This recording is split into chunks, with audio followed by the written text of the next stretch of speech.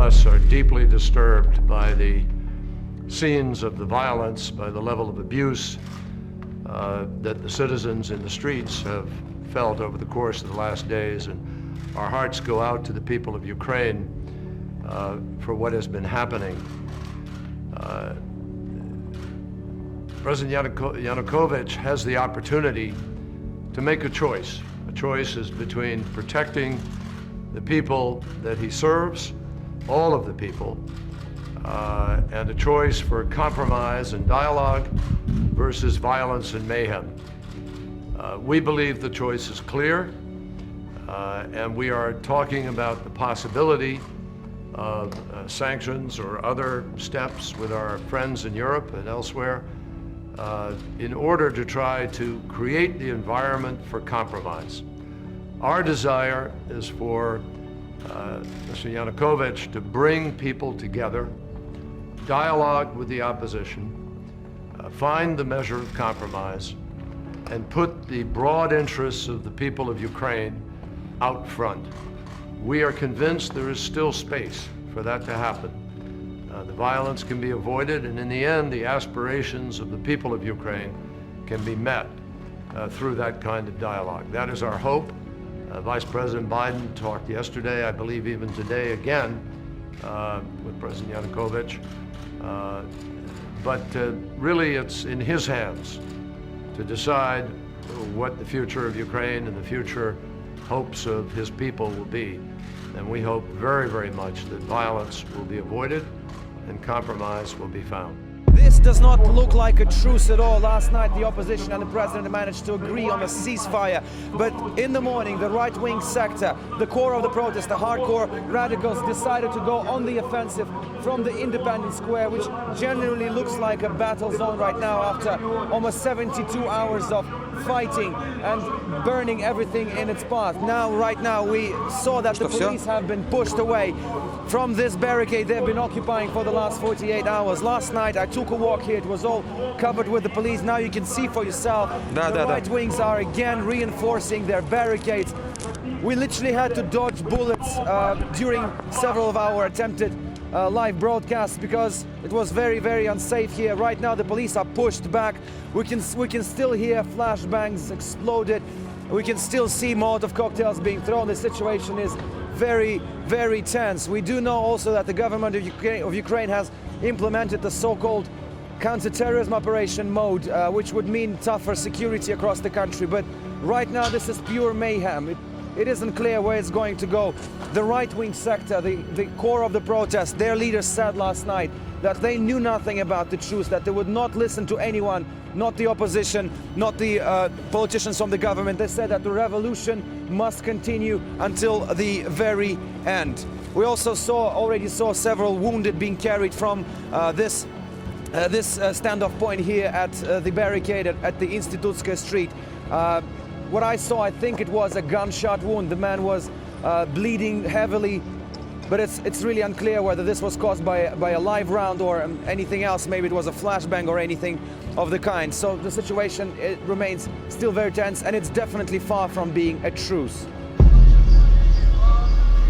The old regime is gone, the revolution is successful, but Independence Square in the heart of Kiev remains filled with many thousands of people. The crowd is as big as ever, but its nature and purpose has changed. The people of the Maidan, as all Ukrainians know the square, are no longer protesters or revolutionaries.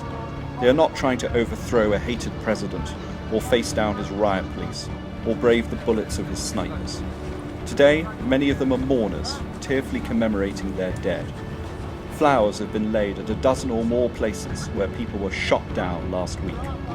At each one of these bright pavement memorials, a silent gathering pays its respects. Others in the crowd have come to say thank you. Tearful women approach the hardened revolutionaries who have been in the Maidan for months to thank them for ridding Ukraine of Viktor Yanukovych's regime. But there is not the slightest mood of celebration. On the contrary, the people of the Maidan are fearful that their victory will be stolen away from them. As Parliament argues over a new interim government, people fear that Ukraine's politicians will return to business as usual, regardless of the revolution and all its immense sacrifice. any leader who held office under the old dispensation, including Yulia Tymoshenko, the former Prime Minister who was released from prison on Saturday, is viewed with deep suspicion. The youth made the revolution, reads one banner in the Maidan, and they should rule Ukraine. As the barricades fall silent, and the black smoke which once rose from the fires blows away, the young revolutionaries of Ukraine are waiting to see if the old men will come back and rob them of their victory. And as they wait, they mourn those who never lived to see the revolution's end. The victory, when it finally came, was tinged with grief. After Ukraine's president fled from Kiev, his opponents gathered to mourn their dead.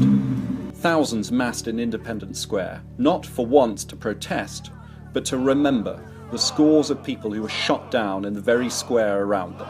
Slava or glory, they cried, as coffins were carried past men and women overcome with grief.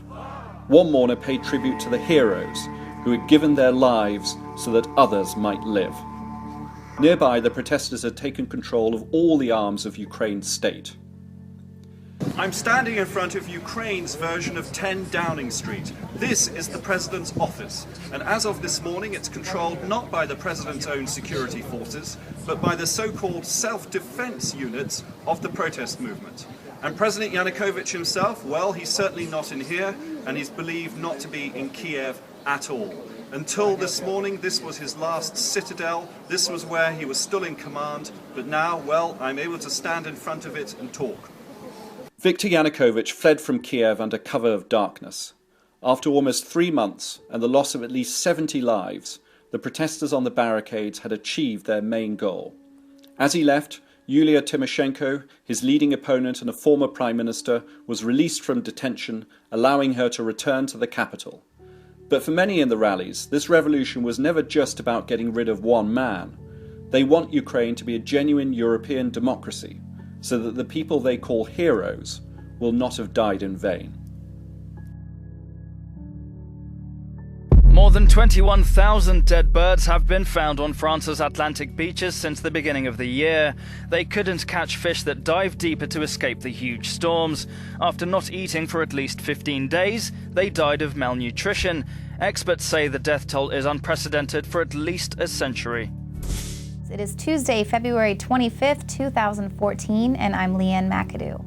Well, U.S. regulators are weighing today the safety of a new technology that aims to eradicate genetic disorders in children by combining the DNA of 3 people, not 2. That's right, this new technology is going to have 1 father and 2 mothers, which some people say could lead to designer babies.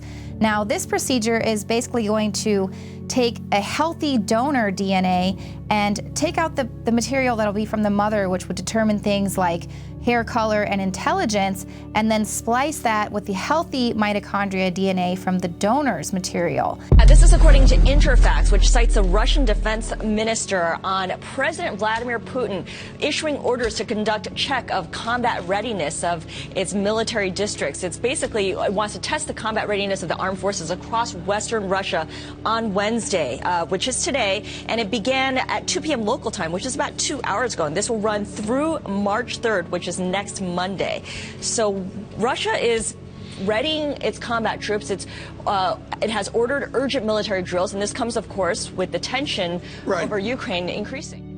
Let me tell you first off what's happened here over the course of the last few minutes, that Ukraine now has a new Prime Minister. Arseniy Yatsenyuk, a senior figure in the party of Yulia Tymoshenko, has been elected by the parliament here to lead this country. They are now reading out the names of his proposed cabinet, the vast majority being cheered, being clapped by the crowds who are standing here just outside the parliament. I think it's worth reflecting that this time last week they were fighting in the streets to try to get to this Parliament building. Now they are standing outside. They feel they're having a say in the formation of their government. He's also spoken directly to Russia from here. He says that Russians are our friends, they are our neighbours, we should not go to war. And he is warning that there are very tough days ahead, and I think this looks like the response to the vote on the government. So they've finished reading out the list of ministers. They voted, which is the series of bleeps that you heard, and you can see the claps around us here. They feel this is a moment of celebration outside the Parliament today.